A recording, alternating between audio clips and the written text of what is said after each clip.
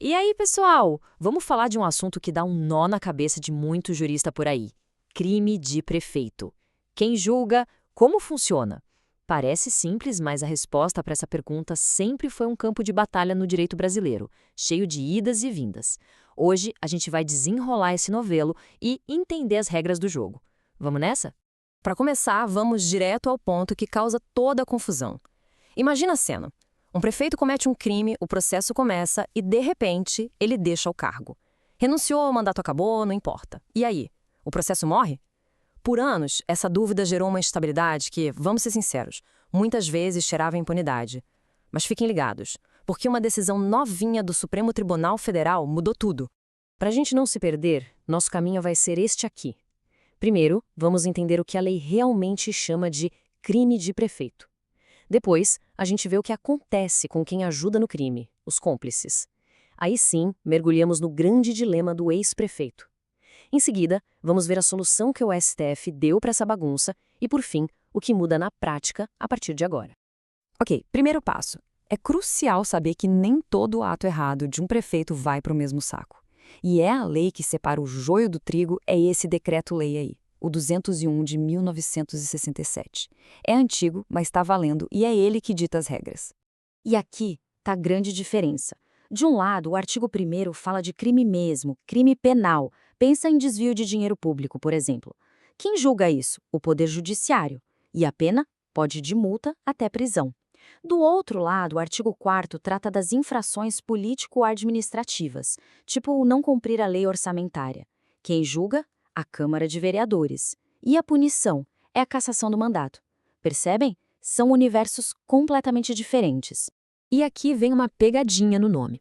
A lei chama esses crimes do artigo 1º de crimes de responsabilidade. Só que esse nome é, digamos, impróprio. A doutrina e a própria justiça já bateram o martelo. Na prática, eles são crimes comuns, ligados à função, que seguem todo o rito de um processo penal normal. A natureza é criminal e não só político. Beleza, já entendemos o que é um crime de prefeito. Mas e quando tem mais gente envolvida? Um secretário, um empresário, um parente? Alguém que não é prefeito, mas que participou do esquema. Como é que a justiça lida com essa galera? Para responder isso, a gente precisa de um conceito-chave, o de crime próprio. Funciona assim. A lei diz que só o prefeito pode ser o autor principal desses crimes. É uma condição especial do cargo. Mas calma lá, isso não quer dizer que os cúmplices saem ilesos, não. De jeito nenhum. A resposta está aí, nesse trecho de uma decisão do próprio STF. O Supremo deixou bem claro: o crime é próprio de prefeito, sim, mas a participação de terceiros é totalmente admitida. O artigo 29 do Código Penal entra em campo e permite que todo mundo que participou, seja como coautor ou partícipe, responda junto com o prefeito. E o caso que gerou essa decisão foi emblemático: a famosa Operação Sanguessuga. Olha só como funcionava o esquema. Um deputado mandava a verba para a cidade. Aí o prefeito, o deputado e uns empresários combinavam o jogo para direcionar a licitação. No final, a empresa amiga ganhava e superfaturava o preço da ambulância. O resultado? Todo mundo foi responsabilizado pelo mesmo crime do prefeito, incluindo o deputado e os empresários. A condição de ser prefeito se comunicou a todos os envolvidos. Muito bem, agora chegamos no olho do furacão. O prefeito cometeu crime, o processo está rolando, mas no meio do caminho o mandato acaba. E agora? O que acontece com a ação penal? Ela para, ela muda de lugar, é aqui que a coisa esquenta. Bom, uma coisa certa, há muito, muito tempo, o processo não acaba. Tanto o STF quanto o STJ têm súmulas antigas que garantem isso. O fim do mandato não é um passe livre. O ex-prefeito continua, sim, podendo ser processado e julgado pelo crime que cometeu lá atrás. Se o processo não morre, a pergunta de $1 milhão é: onde ele continua? Ele fica no Tribunal de Justiça, que é quem julga prefeitos em exercício, ou ele tem que descer para um juiz de primeira instância, já que o réu agora é um cidadão comum, um ex-prefeito? Foi essa questão que criou décadas de instabilidade jurídica. E a raiz de toda essa confusão é o famoso foro por prerrogativa de função, que a gente costuma chamar de foro privilegiado. A ideia, em tese, não é proteger a pessoa, e sim o cargo. É uma garantia para que a função pública não sofra pressões políticas locais. Por isso, o julgamento é feito por um tribunal, um órgão com vários juízes. No caso dos prefeitos, esse tribunal é o Tribunal de Justiça do Estado.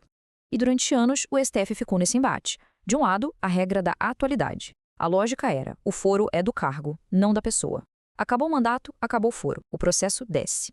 Do outro lado, a regra da contemporaneidade, que olhava para o momento do crime. Se o crime foi cometido durante e por causa do cargo, o foro especial deveria se manter, mesmo depois do fim do mandato.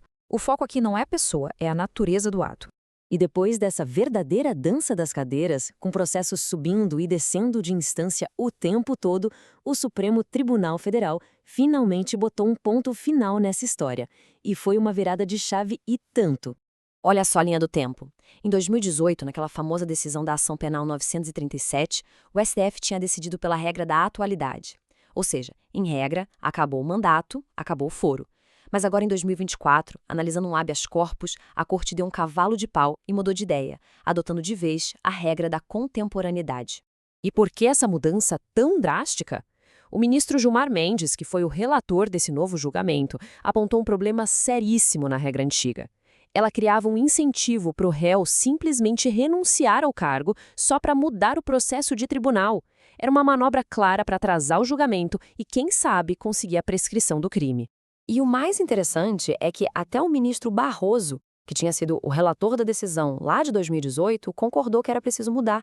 Ele mesmo admitiu que a regra anterior criou na prática uma porta giratória de processos, uma instabilidade que só trazia lentidão e que, no fim das contas, beneficiava o réu. E a decisão foi firme, um placar de 7-4. A maioria dos ministros entendeu que era hora de trazer estabilidade e segurança jurídica, fixando de vez a competência no tribunal onde o processo começou. Certo. Então, o que fica de tudo isso? Como ficou a foto final do julgamento de prefeitos e ex-prefeitos aqui no Brasil a partir de agora? A nova regra do jogo é bem clara e pode ser resumida em 4 pontos. Primeiro, o crime tem que ter sido cometido durante e por causa da função. Segundo, os cúmplices, mesmo sem foro, são julgados no mesmo bonde, lá no tribunal. Terceiro, a competência para julgar é do Tribunal de Justiça. E quarto, o mais importante de tudo, uma vez que o processo começa lá, ele termina lá. Não importa se o prefeito renunciou ou perdeu a eleição, nada, a competência não muda mais. No final das contas, o que a gente ganha com isso é estabilidade e previsibilidade. A nova regra fecha uma porta que era usada para todo tipo de manobra processual. Fica bem mais difícil usar a burocracia do sobe e desce de processos para deixar o crime prescrever.